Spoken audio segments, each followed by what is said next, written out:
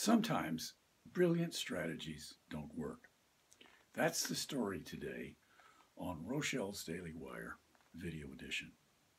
This was a situation. An interim Chapter 7 trustee was presiding over an adversary proceeding, suing several creditors. It just happened that those creditors held more than a majority of the unsecured claims in the case. Those defendant creditors went to the meeting of creditors and, because they held more than 20% of the body of unsecured claims, were entitled, or at least seemed to be entitled, to call for and demand the election of a permanent trustee. Well, there was an election held, and at that election, those defendant creditors nominated, voted for, and seemingly elected to put someone else in as the permanent trustee.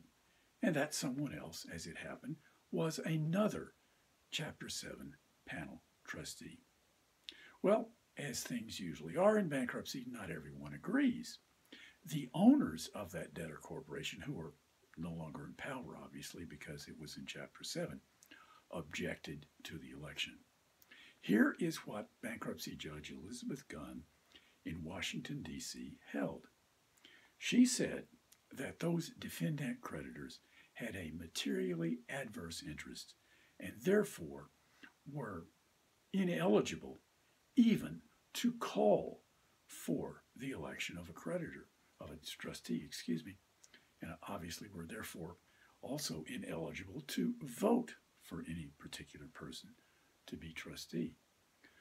In essence, Judge Gunn told us that you can't use the election process to select the person who is going to be the adversary in the lawsuit that's pending against you. And of course, that makes perfectly good sense because in bankruptcy, things have to not only be right, they have to seem to be right. And that's the conclusion that Bankruptcy Judge Gunn drew. Also, I think of some significance, the defendant creditors were not saved by the fact that the person they voted in or hoped to vote in as the Chapter 7 trustee was also a panel trustee. That just didn't work, again, because it doesn't seem right. I am Bill Rochelle, the Editor-at-Large for American Bankruptcy Institute. I will return same time next week with something interesting from the world of bankruptcy. Until then, be well, stay safe, and perhaps I will see some of you next week at the NCBJ in Indianapolis. Until then, good day.